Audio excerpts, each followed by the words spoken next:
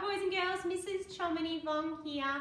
Today in reading, or well for the whole week, we are going to be focusing on comprehension.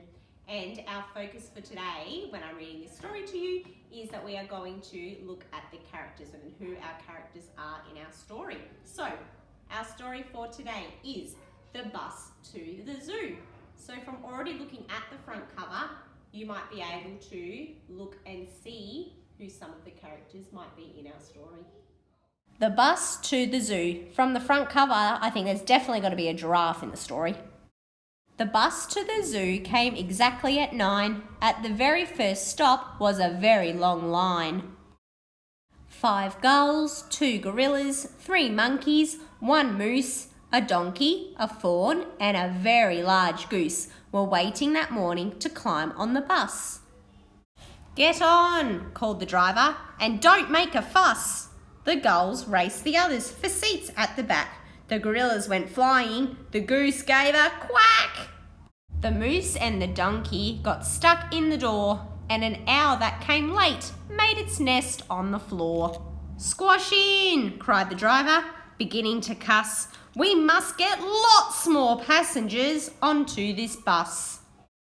By stop number 5, at 9:15, quite a lot of the passengers started to whine. "It's crowded back here," moaned a brown-throated sloth. "And my wing is quite bent," squeaked a black and white moth. But the driver slowed down to take on more passengers. "Move to the back," she cried. "Make some more room inside. Right back, rat. Squash in, stoat.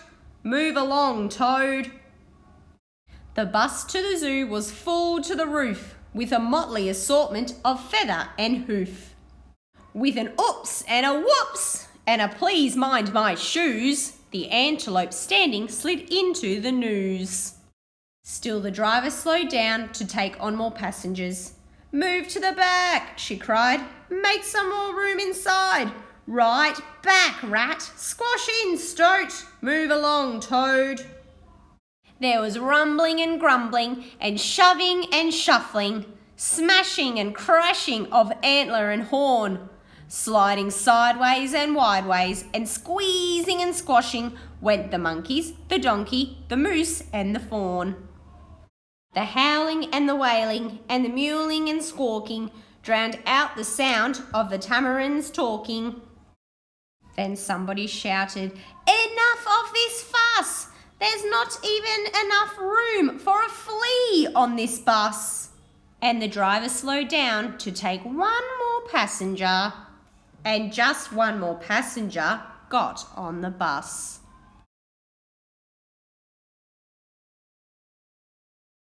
Alright boys and girls, so we've just finished our stories and oh my goodness, there were so many characters in this story. There was the moose, the donkey, the owl, and my favourite one at the end, the elephant. I wonder what would happen at the end. I wonder if you can now think of some of the other characters that were in our story. So when you are reading independently today, maybe on Sunshine Online, I want to see if you can remember some of the characters that you have read about.